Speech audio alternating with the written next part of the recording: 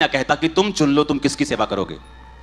इसका मतलब क्या है कि हम सब लोग परमेश्वर की सेवकाई के लिए बुलाए गए हैं। इसका सबूत है द लॉर्ड्स प्रेयर में, जब परमेश्वर ने कहा था, हे हमारे बाप तू जो आसमान में तेरा नाम पाक माना जाए। फिर दूसरा वो कहता तेरा राज्य आए।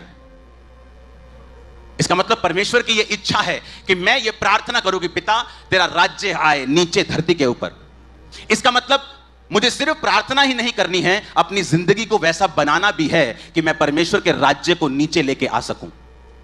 आमीन। अब परमेश्वर के राज्य को कैसे हम ला सकते हैं? हम एक पोजीशन पे नहीं हैं। मैं अलग पोजीशन में हूं, आप अलग पोजीशन पे हैं, एक बिजनेसमैन अलग पोजीशन पे है, एक डॉक्टर अलग पोजीशन पे है, लेकिन परमेश्वर ने हमें एक ही प्रार्थना दी है और वो है तेरा राज्य आए। यानी हम सब मिलकर उस एक राज्य के लिए प्रार्थना कर सकते हैं और काम कर सकते हैं। जो परमेश्वर के राज्य के लिए काम करने वाले लोग हैं, खास तौर पे जिन पे बुलाहट है, पास्टर की, टीचर की, अपोस्टल्स की, कोई नाम ले लो। कैसे नेहम्याह ने परमेश्वर के राज्य को बनाया? बाइबल कहती जब उसे मालूम हुआ कि मेरे यरूशलेम, मेरे खुदा के शहर की धज्जियां उड़ी हुई हैं, वहां पे क्या हो रहा है, शहरपना जली हुई, फाटक टूटे हुए हैं, सब कुछ जला हुआ है, दीवार गिरी हुई है, फाटक जले हुए हैं। बाइबल कहती वो उदास हो गया और वचन कहता है उसने राजा के सामने जाके प्रार्थना की। पहले परमेश्वर के सामने जाके प्रार्थना की, फिर राजा के सामने जाके रिक्वेस्ट की मुझे वहां जाना है। वहां गया। आपको क्या लगता है कि फाइनेंस की कमी थी वहां पे? एक शहर की ग्लोरी मिस थी। एक शहर की ग्लोरी कैसे होती है? बॉर्डर से। बॉर्डर क्या था? शहरपना, दीवार क्या थी? वो टूटी हुई, फाटकों से, जले हुए फाटक थे। परमेश्वर के शहर की ग्लोरी जीरो थी। किसी को कोई दुख, आपको लगता है फाइनेंस की वजह से ये था? अगर आप अपनी बाइबल को पढ़ें तो नेहम्याह के समय में बड़े रिच यहूदी लोग थे, वेरी रिच, जो अपने फाइनेंस को, अपने पैसों को ब्याज पर देते थे और बड़े बड़े बिजनेस करते थे, लेकिन कोई भी रिस्क लेने के लिए तैयार नहीं था, because everybody was busy in their own business. कि हमारे बिजनेस को कुछ हो ना जाए, सरकार के खिलाफ कुछ कहेंगे, मेरे बिजनेस को कुछ हो ना जाए। और परमेश्वर का राज्य सफर कर रहा था। तो नेहम्याह ने अपनी कुर्सी की परवाह नहीं की, ऊंची पोजीशन पे था, राजा का प्याऊ था।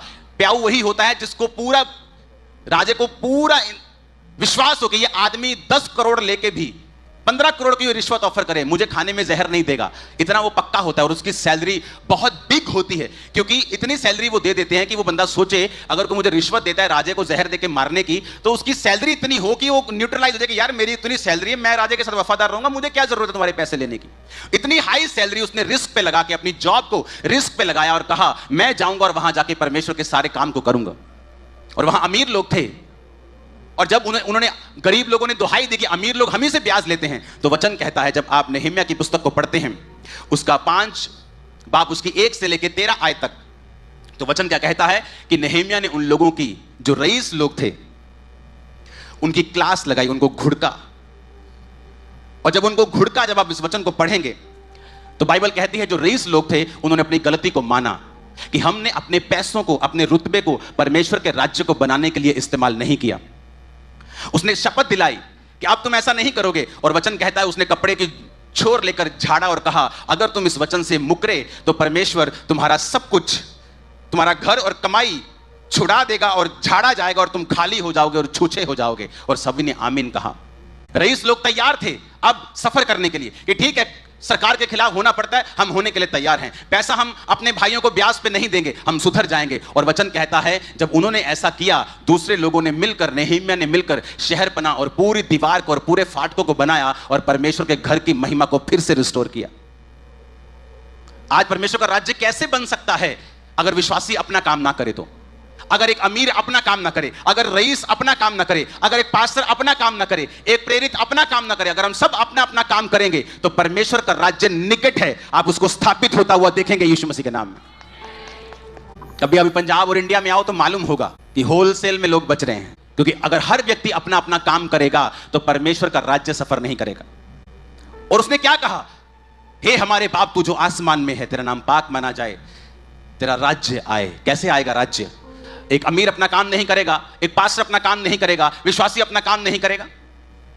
वचन कहता है नेहम्याह जब उस मंडली में आता था तो सब गवैये, सब गाने वाले, बजाने वाले, काम करने वाले परमेश्वर के घर में सबको बुलाता था, सब लोगों का टाइट उन्हीं में बांटता था, क्योंकि उसको पैसे की कमी नहीं थी। लेकिन जब नेहमिया चला जाता था तो सब लोग तितर बितर हो जाते थे, किसी को तनख्वाह नहीं मिलती थी, कोई गवैये को पैसे नहीं मिलते थे, सब अपना अपना काम करने चले जाते थे, क्योंकि एक व्यक्ति ने बोझ नहीं उठाया और सब लोग तितर बितर हो गए। जब एक व्यक्ति बोझ उठाता है तो परमेश्वर के राज्य में बड़ा काम करता है। आप ये मत समझे कि मैं नहीं करूंगा, कोई बात नहीं, लेकिन परमेश्वर उसका लेखा लेता है।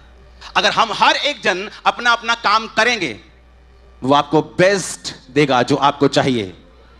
उसने याजकों को बोला, उसने सेवकों को बोला कि मैं तुम्हें बेस्ट दाख दूंगा, बेस्ट तेल दूंगा, बेस्ट पत्नी दूंगा, बेस्ट पति दूंगा। अगर आप परमेश्वर की सेवकाई में हैं, कुछ भी एक्सपेक्ट ना करें, सिर्फ बेस्ट ही बेस्ट आपका और आपके परिवार का और आपके फाइनेंस का और बिजनेस का और कैरियर का हिस्सा है। आमीन खड़कने वाला चाहिए, शैतान के कानों में भी जाना चाहिए। हालेलुया। अगर हम इन वचनों पे नहीं चलेंगे तो कल हम परमेश्वर को नहीं कह सकते कि तूने मेरी लाइफ में ऐसा क्यों नहीं किया, या why I am like this. Hallelujah.